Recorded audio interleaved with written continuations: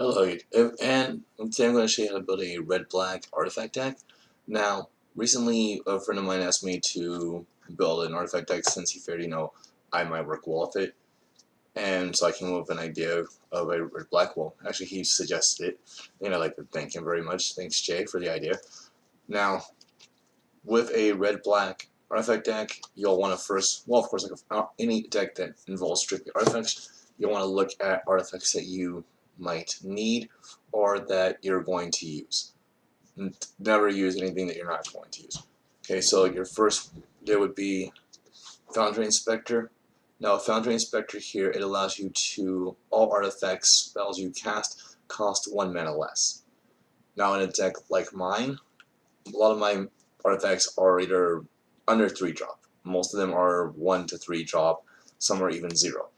So, this actually comes in handy since I can pay no mana for most of my cards. Next, you'll want to have pretty much a few explosive apparatuses. Let's see, that's not really important, just kind of there. Treasure Keeper. These are the ones that I use the most. The rest are just kind of in there as well to help me out.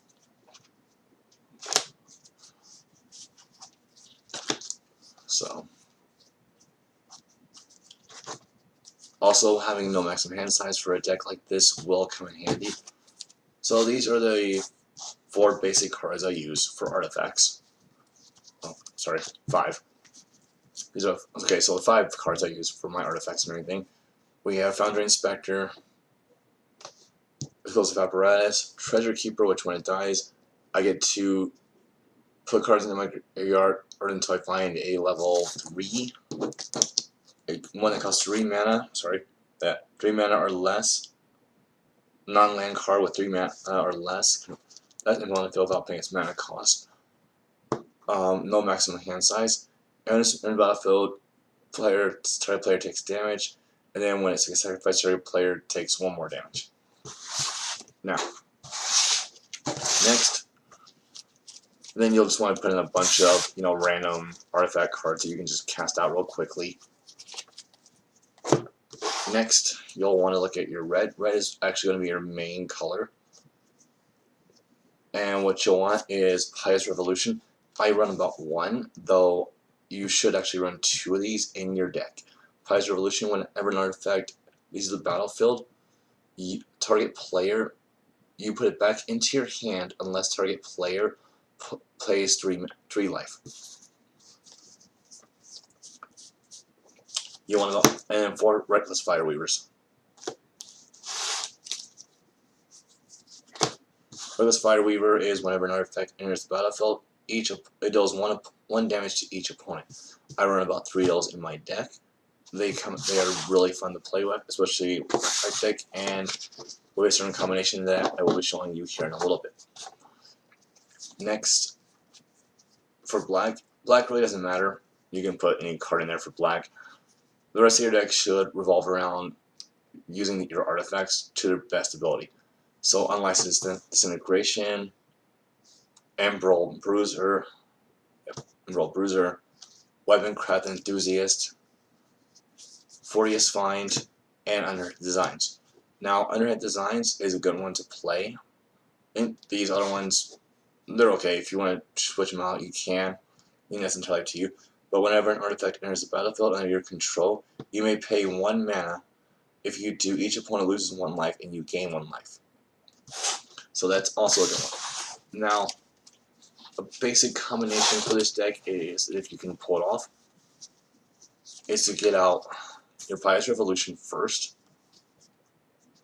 followed by at least 2 Reckless Fireweavers and Foundry Inspector.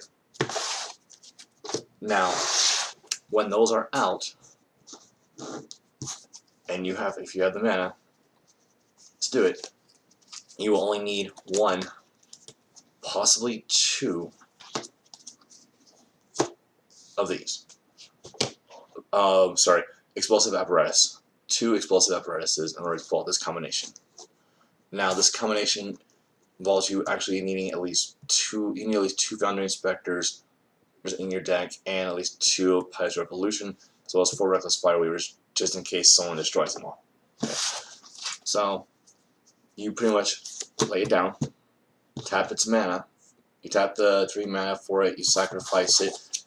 The player decides if they want to put it into your hand or they want to take the damage.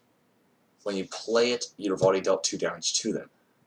When you untap, when you sacrifice it, you are pretty much dealing 2 more damage to them. If they decide that they don't want to go in the graveyard because they're running low on, because they're like say 10 health, you've already dealt 4 damage to them.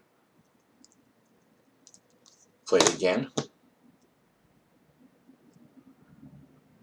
That's another 2 damage. Sacrifice it again. That's another 2 damage. So that's a total of 8 damage already. You can keep repeating this process, tapping the mana, tapping 3 mana to sacrifice it, bringing it back into your hand. If they decide it doesn't want to go to the graveyard, now they decide it wants to go into the graveyard, that's fine. They're still taking 3 damage. They're taking an additional 3 on top of that, on top of the original 4. So once you have that combination out, the game is pretty much set. It also works well that if you have more than one of your explosive apparatuses, and they do decide to put your when you sacrifice explosive apparatus, it goes to your graveyard. If they decide that they want to put in their graveyard to the damage, make sure to have at least 1 more in your hand just in case. Do not play all of your explosive apparatuses or your Spiderweavers all at once, because what I've learned is that will actually screw you over and make things a little bit harder for you to get something out, to do any damage. Now, with my deck, even if I have these out, 1, 2,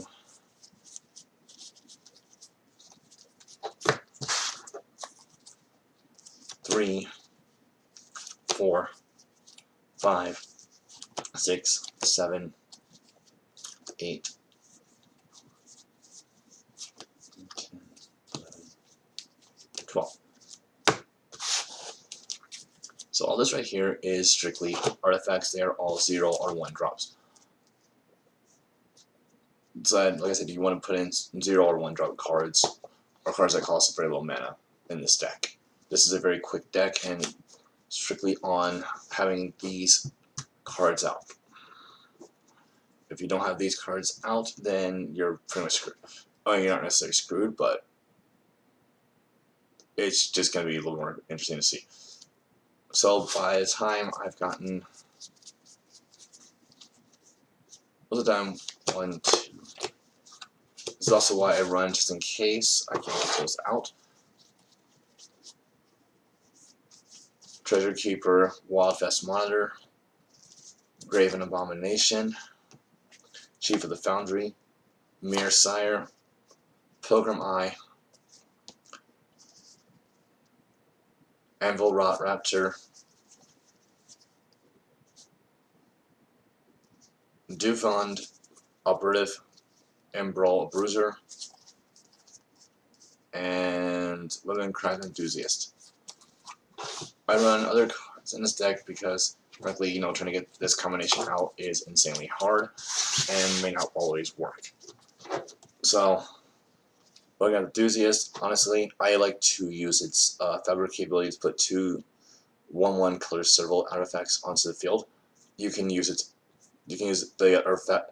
You can fabricate it for 2 +1/+1s or 2 serval creatures. So. Next, I like to use Embrawl Bruiser because when it has battlefield tapped, however, it has menace as long as I control an artifact. Turn off you. I doubt you can read these, but hey, who knows? What knows? Next, Mirror Sire. Mirror Sire, when it dies, I can put a mirror token creature onto the field. Doomed Operative. I have no idea how to say that, so I'm not even gonna bother. As long as you control an artifact, it gets +1/+1 or +1/+0. Sorry, it has Death Touch.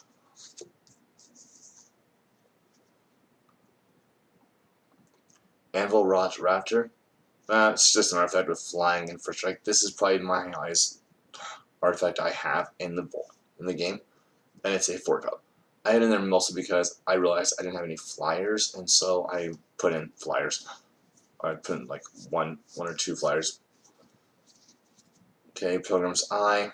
If you don't know what this does, basically it allows you to look for a land and put it into your hand when it enters the battlefield.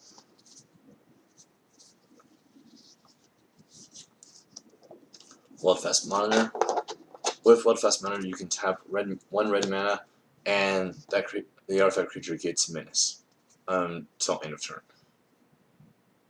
Chief of the Foundry. Other artifact creatures I control get +1/+1.